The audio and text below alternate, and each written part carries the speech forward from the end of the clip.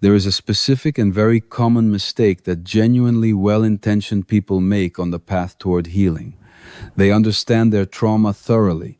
They can describe the original experiences with precision and clarity. They know the developmental mechanisms that produced their patterns.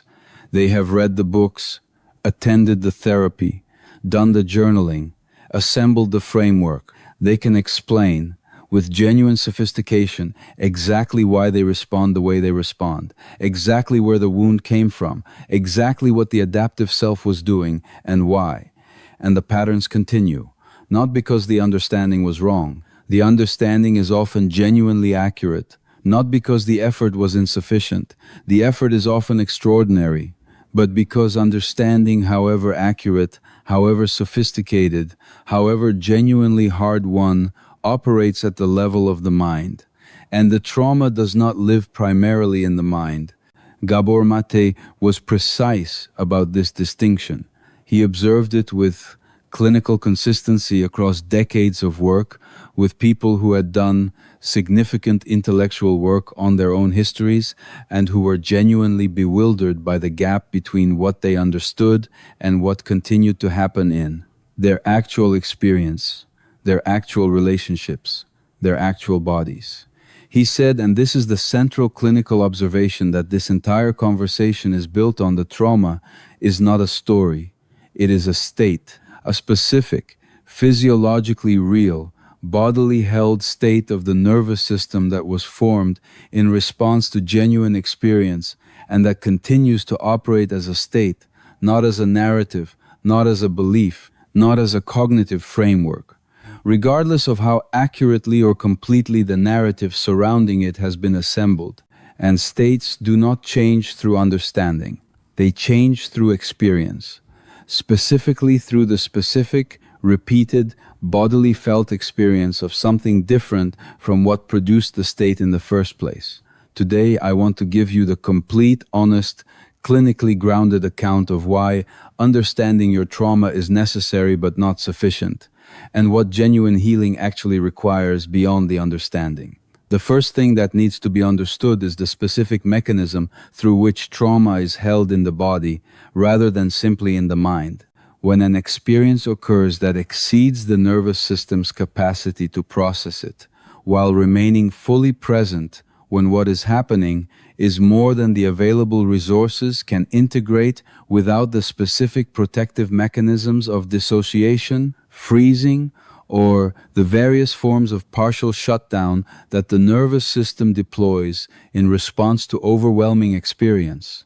The experience is not processed and stored in the ordinary narrative memory system. It is held in the body, in the specific physiological state that the experience produced, the hormonal configuration, the muscular pattern, the nervous system's activation level, the immune system's functional state as a kind of embodied memory that operates independently of, and often in spite of, whatever narrative the mind subsequently constructs around it. This embodied memory does not respond to narrative. The body that is holding the physiological state of an old trauma does not update that state when the mind assembles an accurate story about how the state was produced. The story and the state are in different systems. The mind story can be entirely accurate and entirely complete, while the body continues to hold the state as though the original experience is still occurring, because in the body's system it is. The body does not know that the experience is over. It knows only the state that the experience produced, and it continues to reproduce that state in response to any present stimulus that is sufficiently similar to what produced the original state to activate the same physiological response. This is why the person who understands their trauma thoroughly continues to have the reactive response in the triggering situation. The mind knows clearly, accurately, with genuine sophistication, that the present situation is not the original one, that the partner is not the parent, that the colleague's criticism is not the teacher's contempt, that the current threat is not the original threat. The body does not know.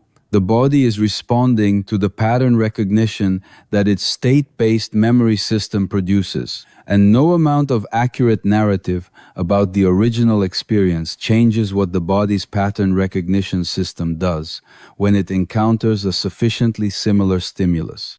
Gabor Maté drew on the documented neuroscience of trauma to make this point with clinical precision.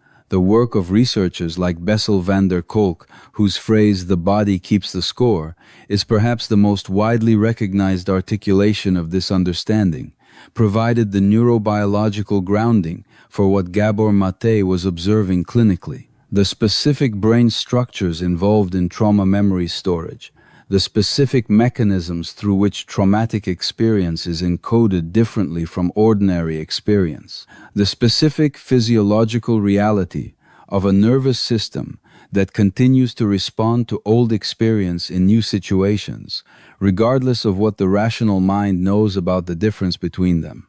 The second thing that needs to be understood is what genuine healing actually requires that understanding alone cannot provide. Genuine healing requires the specific, repeated, bodily felt experience of something different from what produced the trauma, not the understanding that something different is possible, not the intellectual endorsement of the proposition that the present is not the past. The actual, embodied, physiologically real experience of the nervous system, encountering what it has learned to predict as danger and discovering through direct experience, rather than through cognitive reassurance that the outcome is different from what the original learning predicted.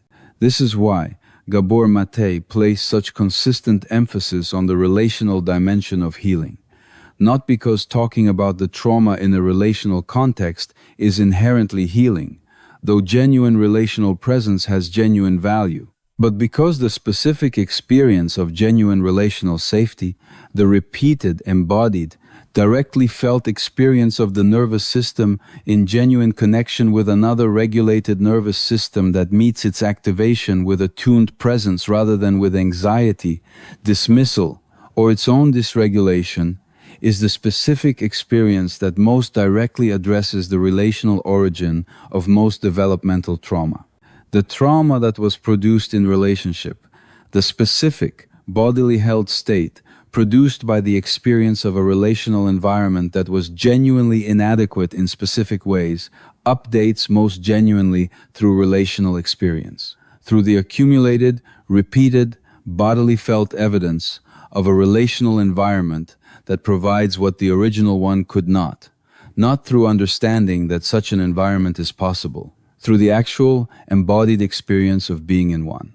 This has specific and practical implications. The therapy that provides the most genuine healing is not primarily the therapy that produces the most accurate understanding. It is the therapy that provides the most genuine relational experience, the most consistent, attuned, genuinely safe relational presence that allows the nervous system to accumulate the specific evidence it needs to begin updating its foundational assessment of what genuine relationship actually contains.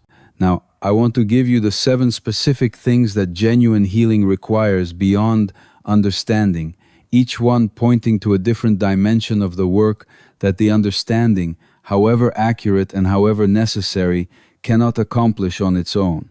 The first thing genuine healing requires beyond understanding is genuine felt safety in the body. The body that is holding traumatic activation is not a body that feels safe. The understanding that the present is safer than the past does not produce the felt sense of safety in the body it produces. The cognitive knowledge that felt safety should be possible, and cognitive knowledge and felt experience are different things, located in different systems, producing different physiological states. Genuine felt safety, the specific, bodily present, physiologically real experience of a nervous system that has genuinely stood down from its alert position, cannot be produced through understanding. It is produced through the accumulated experience of genuine present safety, through the specific, repeated, bodily felt evidence of present moments in which the predicted danger does not materialize, through the gradual, non-linear, genuinely slow process by which a nervous system calibrated to expect danger accumulates sufficient contrary experience to begin, at the level of the body rather than the mind, to expect something different. The second thing genuine healing requires beyond understanding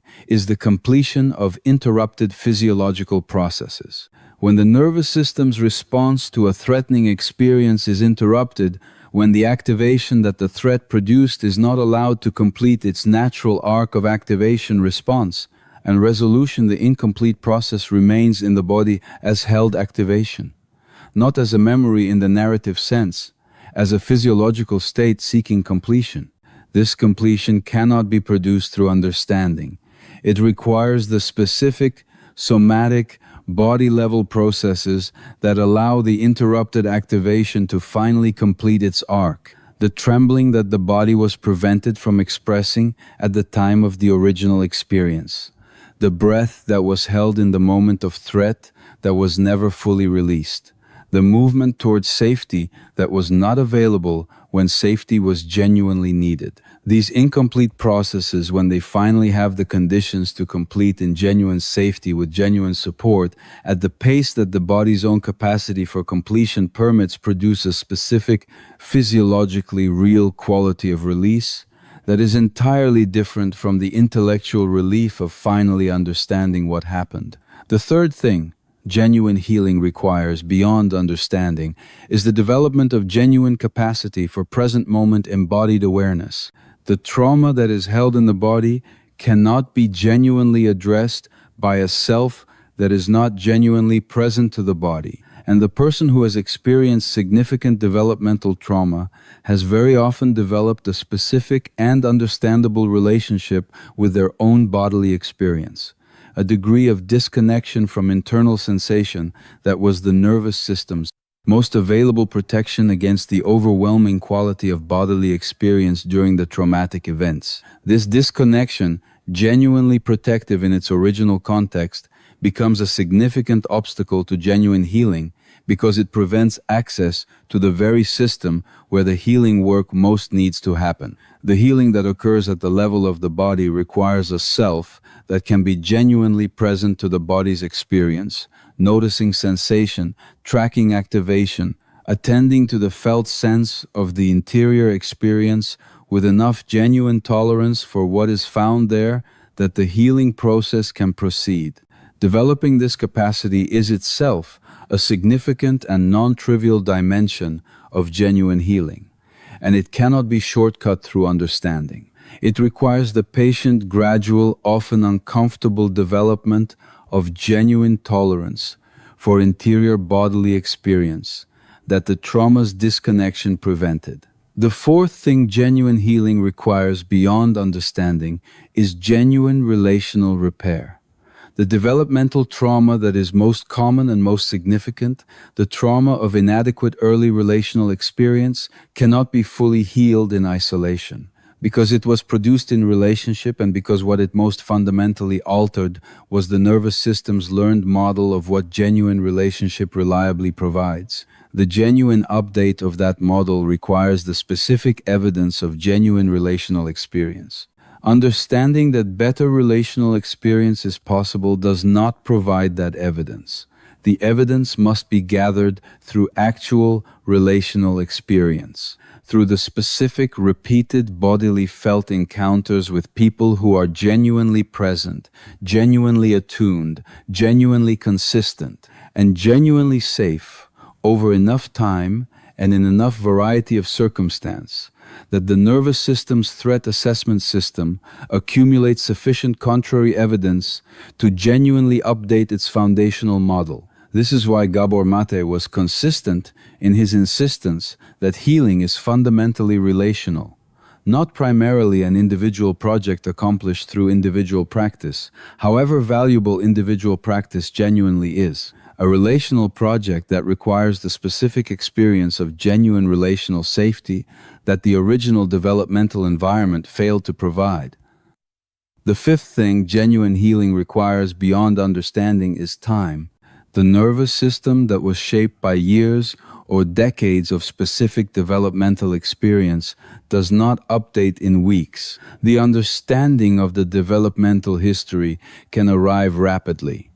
The framework can be assembled, the narrative can be constructed, the connections can be drawn in a fraction of the time that the original experience took to produce its effects. But the genuine update of the nervous system's foundational programming moves at the pace of genuine experience, at the pace of accumulated evidence gathered over real time in real relationship, in real present moment bodily experience. This is one of the most difficult truths about genuine healing for people who have done significant intellectual work on their own histories. The understanding arrived, the framework was assembled, the narrative was constructed, and the healing has not followed at the same pace, not because the understanding was wrong, because understanding and healing are different processes operating at different speeds in different systems. Genuine healing requires the patience to stay with the experiential work long after the intellectual framework is complete, to continue showing up for the relational experiences, to continue developing the somatic awareness, to continue allowing the body's incomplete processes to gradually complete, to continue accumulating the evidence that the nervous system needs at its own pace, in its own time, through its own direct experience to genuinely update what the developmental history installed. The sixth thing genuine healing requires beyond understanding is genuine self-compassion as an ongoing practice rather than a conceptual endorsement.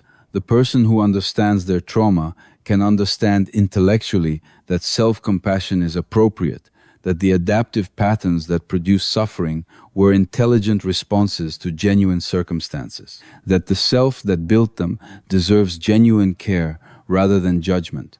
This intellectual understanding is valuable. It is not the same as genuine self-compassion as a daily, embodied, practically applied orientation toward the self's own experience. Genuine self-compassion, the specific felt, bodily present quality of meeting one's own experience with honest, patient, genuinely kind attention, is itself a healing experience, rather than simply an intellectual position. The nervous system that is met daily and consistently with the specific quality of genuine, compassionate attention from the self it belongs to is a nervous system that is accumulating the specific experience of genuine care that developmental trauma disrupted, not through understanding that it deserves such care, through the actual, repeated, bodily felt experience of receiving it. The seventh thing, the most important, the one that Gabor Maté returned to most consistently as the dimension of genuine healing that understanding most consistently fails to reach. The body must have genuine experiences of genuine aliveness that are not organized around the trauma or its healing. The person who has been engaged in significant healing work for a significant period of time can develop a specific and understandable relationship with their own experience. The ongoing attention to the wound, the continuous monitoring of the patterns, the sustained orientation of the interior life toward the healing project. These are genuinely important, and they can also become their own form of the self being organized around the trauma, now organized around its healing rather than simply its effects, but still substantially organized around it. Genuine healing produces eventually the capacity for genuine engagement with the actual life, with what is genuinely interesting, genuinely nourishing, genuinely alive in the present, that is not primarily about the healing. The creative work that is engaged with because it is genuinely compelling rather than because it is therapeutic. The relationship that is inhabited because it is genuinely sustaining rather than because it provides healing experience. The ordinary moment of genuine pleasure or genuine beauty or genuine human connection that is received completely because it is genuinely present rather than because it confirms that healing is occurring. These genuine experiences of genuine aliveness are not the reward for completed healing. They are the healing. The specific, accumulated, bodily felt evidence of a nervous system that is developing enough genuine present moment capacity to be genuinely present to what is actually good in the actual life, rather than perpetually organized, however, understandably, around what was difficult in the past. I want to close with something that Gabor Maté said about the relationship between understanding and healing that captures everything this conversation has been building toward. He said, understanding is the map, but the map is not the territory. And the territory, the actual lived, bodily experienced reality of genuine healing, can only be entered through genuine experience, not through more accurate maps of it. The map is necessary. The understanding of what happened, why it happened, what it produced, and what genuine healing requires is genuinely necessary. Without it, the experiential work has no adequate orientation. The territory cannot be navigated without the map, but it cannot be lived in from the map. The map and the territory are different things, and the difference between knowing about healing and actually healing, between understanding the territory and genuinely living in it, is the specific, experiential, embodied, relational, patient, ongoing work that no amount of understanding can substitute for. That work is available. It is not quick. It is not primarily intellectual. It requires the body, the relationship, the time, the compassion, and the specific quality of genuine, present moment experience that genuine nervous system change actually requires. And the privilege of a lifetime, the one Gabor Maté pointed toward with everything he had the privilege of a lifetime, is to become who you truly are, not through understanding it, through living it, in the body, in genuine relationship, in the specific, ordinary, completely available present moment that is the only place genuine healing has ever actually occurred.